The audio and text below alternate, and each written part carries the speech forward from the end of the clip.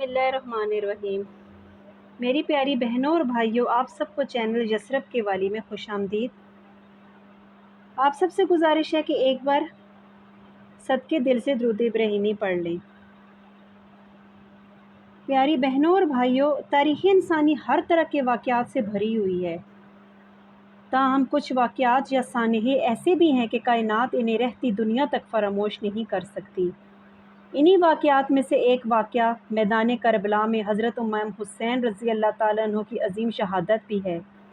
کہا جاتا ہے کہ جب سے اللہ تعالیٰ نے اس کائنات کو وجود بخشا ہے، اس وقت سے لے کر آج تک اور شاید قیامت تک کوئی ایسا واقعہ رونما نہیں ہوا کہ جس پر خود تاریخ کو بھی رونا آ گیا ہو۔ لیکن سیدنا حضرت امام حسین رضی اللہ تعالیٰ عنہ کی شہادت ایک ایسا دردناک واقعہ ہے کہ جس پر انسانی تاریخ بھی ہچکیاں لے لے کے روتی ہے۔ اس میں ایک طرف ظلم و ستم، بے وفائی اور بے اعتنائی اور موسن کشی اور نسل کشی کے ایسے المناک اور درد انگیز واقعات ہیں کہ جن کا تصور کرنا بھی آج کل ہم جیسے لوگوں کے لیے ناممکن ہے۔ دوسری جانب اہل بیت رسول پاک صلی اللہ علیہ وسلم کے چشم و چراغ اور ان کے بدتر متحلقین کی ایک چھوٹی سی جماعت کا باطل کے مقابلے کے لیے ثابت قدمی اور جانثاری کا واقعہ ایک ایسا محیر العقل واقعہ ہے کہ جس کی نظیر تمام عالم انسانیت کی تاریخ میں ملنا مشکل ہے۔ حضرت امیر معاویہ کی وفات کے بعد جب تخت خلافت خالی ہوا تو یزید نے فوراً اپنی خلافت کا اعلان کر دیا، کیونکہ وہ پہلے سے ہی ولی عہد مقرر ہو چکا تھا۔ اس لیے اس نے حضرت امام حسین رضی اللہ تعالیٰ عنہ سے بھی اپنے ہاتھ پر بیعت کرنے کا مطالبہ کر دیا، لیکن حضرت امام حسین رضی اللہ تعالیٰ عنہ نے کسی کی پرواہ کیے بغیر اس بات کا سرعام اعلان کر دیا کہ یزید خلافت کا اہل نہیں ہے، اس لیے اسے خلیفۃ المسلمین نہیں کہا جا سکتا۔ یزید کو جب اس بات کا علم ہوا تو اس نے والی مدینہ ولید بن عتبہ کو خط لکھا کہ وہ حضرت امام حسین کو میری بیعت پر مجبور کرے۔ ولید کے پاس جب یہ خط پہنچا تو وہ فکر میں پڑ گیا کہ اس حکم کی تعلیم وہ کس طرح کرے۔ چنانچہ اس نے سابق والی مدینہ مروان بن حکم کو مشورہ کے لیے بلایا تو اس نے کہا کہ اگر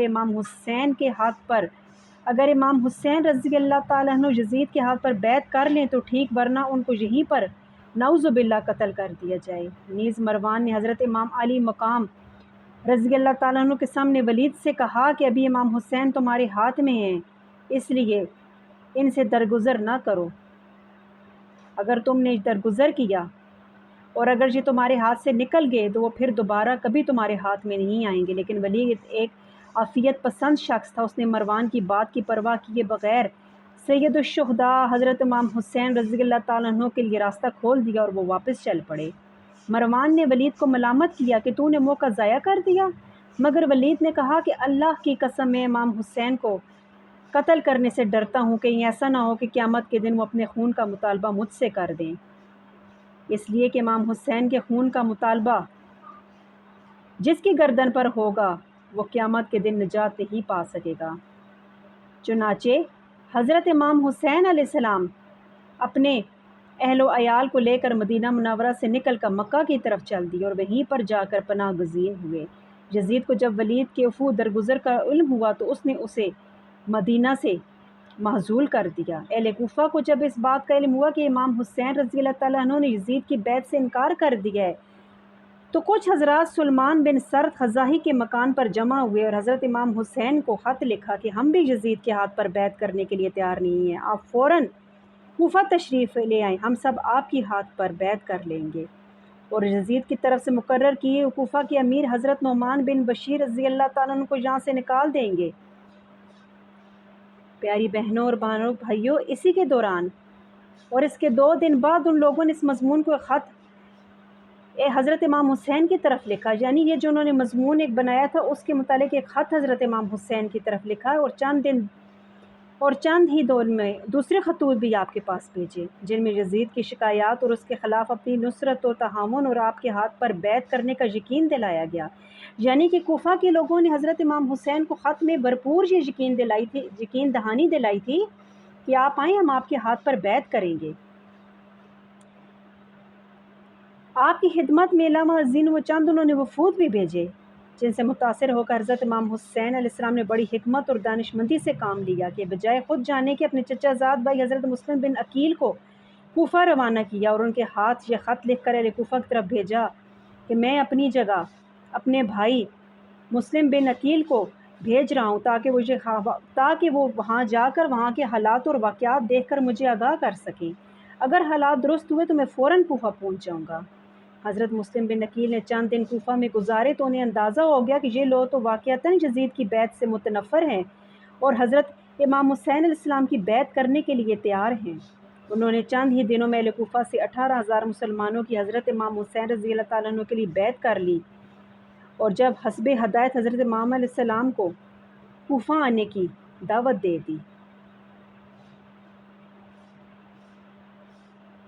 حضرت عبداللہ بن زبیر نے اور کسی نے آپ کے کوفہ کو جانے کا مشورہ نہیں دیا بلکہ بہت سے حضرات آپ کی خدمت میں حاضر ہوئے اور آپ کو جو مشورہ دیا کہ آپ بالکل کوفہ نہ جائیں، کیونکہ جب یہ لوگوں میں خبر مشہور ہو گئی تھی نا کہ حضرت امام حسین کوفہ جانے کا عزم کر لیا ہے، تو پھر حضرت عبداللہ بن زبیر آپ کے پاس حاضر ہوئے اور آپ سے کہا کہ آپ مت جائیں۔ آپ کو یہ مشورہ دیا کہ آپ کوفہ اگر جائیں گے تو اہل عراق اور اہل کوفہ کے وحد اور ان کی بیتوں پر بھروسہ نہ کریں، کیونکہ وہاں جانے میں آپ کے لیے بہت بڑا خطرہ ہے۔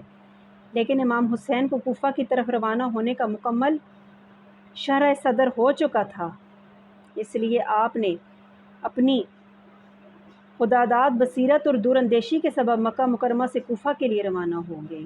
جب حضرت امام حسین علیہ السلام مقام نینوا پر پہنچے تو ابن زیاد نے کوفہ سے عمرو بن سعد کو مجبور کر کے 4,000 کا لشکر دے کے حضرت امام حسین کے مقابلے کے لیے بھیج دیا۔ عمرو بن سعد نے یہاں پہنچ کر حضرت امام حسین سے کوفہ آنے کی وجہ پوچھی تو آپ نے پورا واقعہ سنا اور فرمایا کہ اہل کوفہ نے مجھے خود یہاں آنے کی دعوت دی ہے، اگر اب بھی ان کی رائے بدل گئی ہو تو میں مدینہ واپس جانے کے لیے تیار ہوں۔ عمرو بن سعد نے اسی مضمون کا خط ابن زیاد کی طرف لکھا اور حضرت امام حسین واپس جانے کے لیے تیار ہیں۔ ابن زیاد نے جواب میں لکھا کہ امام حسین کے سامنے صرف یہ ایک شرط رکھو کہ وہ یزید کے ہاتھ پر بیعت کر لیں، جب ویسا کر لیں گے تو پھر ہم غور کریں گے۔ امام حسین نے عمرو بن سعد کے پاس پیغام بھیجا کہ آج ایک رات ایک دوسرے کے لشکروں کے ساتھ ہماری ملاقات کی ہے، اور ملاقات میں حضرت امام حسین نے اپنے متعلق عمرو بن سعد کے سامنے مندرجہ ذیل 3 شرطیں رکھیں۔ وہ شرطیں یہ تھیں کہ میں جہاں سے آئیں وہیں واپس چلا جاؤں، میں یزید کے پاس چلا جاؤں اور خود اس سے اپنا معاملہ طے کر لوں، مجھے مسلمانوں کی کسی سرحد پر پہنچا دو، وہ لوگ جس حال میں بھی ہوں گے میں بھی اس حال میں رہ لوں گا۔ ابن زیاد حضرت امام حسین کی مذکورہ 3 شرطوں کو ماننے سے انکار کر دیا۔ شمر ذی الجوشن محرم کی 9ویں تاریخ کو محاذ پر پہنچا اور لشکر لے کر سامنے آ گیا۔ حضرت عباس رحمۃ اللہ علیہ آگے کی جانب بڑھے تو اپنے مد مقابل حریف سے گفتگو شروع کی، لیکن اس نے بلا مہلت قتال کا اعلان کر دیا۔ جب حضرت عباس رضی اللہ تعالیٰ عنہ نے جب جنگ کا اعلان سنا تو انہوں نے جا کر حضرت امام حسین علیہ السلام کو اس کی اطلاع دی۔ انہوں نے فرمایا ان سے کہو کہ آج کی رات قتال ملتوی کرو تاکہ آج کی رات میں وصیت، نماز، دعا و استغفار میں گزار لوں۔ حضرت عباس نے حضرت امام حسین کا پیغام جا کے شمر تک پہنچایا۔ شمر ذی الجوشن اور عمرو بن سعد نے لوگوں سے مشورہ کیا کہ آپ کو اس رات عبادت کرنے کی مہلت دے دی اور واپس چل دیے۔ آپ اپنے اصحاب کو جمع کر کے تمام رات شب تہجد اور دعا استغفار میں مشغول رہے۔ یہ عاشورہ کی رات تھی اور صبح عاشورہ 10 محرم کا دن تھا۔ 10ویں محرم جمعہ یا ہفتہ کے دن فجر کی نماز سے فارغ ہوتے ہی عمرو بن سعد لشکر لے کے حضرت امام حسین کے سامنے آ گیا۔ اس وقت حضرت امام حسین رضی اللہ تعالیٰ عنہ کے ساتھ کل 72 صحابہ تھے، جن میں سے 32 گھڑ سوار اور 40 پیادہ تھے۔ چنانچہ آپ نے بھی اس سے مقابلے کے لیے اپنے اصحاب کی صف باندھ لی اور اس کے بعد تیر اندازی کا سلسلہ شروع ہو گیا۔ پھر گمسان کی جنگ ہوئی۔ حضرت امام حسین کے اکثر و بیشتر جو دوست تھے وہ شہید ہو گئے۔ دشمن کے دستے آپ کے قریب پہنچ چکے تھے، جہاں تک کہ قبیلہ کندہ کا ایک شقی القلب شخص مالک بن نصیر آگے بڑھا اور اس نے حضرت امام حسین علیہ السلام کے سر مبارک پر حملہ کیا، جس سے آپ شدید زخمی ہو گئے۔ اس وقت آپ نے اپنے چھوٹے صاحبزادے حضرت عبداللہ بن حسین رحمۃ اللہ علیہ کو اپنے پاس بلایا اور ابھی اپنی گود میں بٹھایا ہی تھا کہ بنو اسد کے ایک بد نصیب شخص نے ان پر ایک تیر چلایا، جس سے وہ بھی شہید ہو گئے۔ حضرت امام حسین رضی اللہ تعالیٰ عنہ نے اپنے معصوم بچے کا خون دونوں ہاتھوں میں لے کر زمین پر بکھیر دیا اور اللہ تعالیٰ سے دعا کی کہ اللہ تو ہی ان بدبخت ظالموں سے ہمارا انتقام لینا۔ امام حسین علیہ السلام اب اپنی پیاس کی حد تک پہنچ چکے تھے۔ آپ پانی پینے کے دریا فرات کے پاس تشریف لے گئے۔ اس کے بعد شمر ذیل جوشن 10 آدمی اپنے ساتھ لے کر حضرت امام حسین کی طرف بڑھا۔ آپ اس وقت پیاس کی شدت سے نڈھال اور زخموں سے چور چور تھے، اس کے باوجود ان کا دلیرانہ مقابلہ کرتے رہے۔ بالآخر حضرت امام حسین نے جام شہادت نوش کر لیا۔ انا للہ و انا الیہ راجعون۔ شمر ذیل جوشن نے خولہ بن یزید سے کہا کہ امام علی مقام کا سر بدن سے جدا کر دو، مگر آگے بڑھتے ہی اس کے ہاتھ کام گئے۔ آپ کے بدن مبارک پر 33 زخم نیزوں کے اور 34 زخم تلواروں کے اور متعدد جو زخم تھے وہ جو دوسرے تھے، ان کا تو میری پیاری بہنوں اور بھائیوں شمار کرنا مشکل ہے۔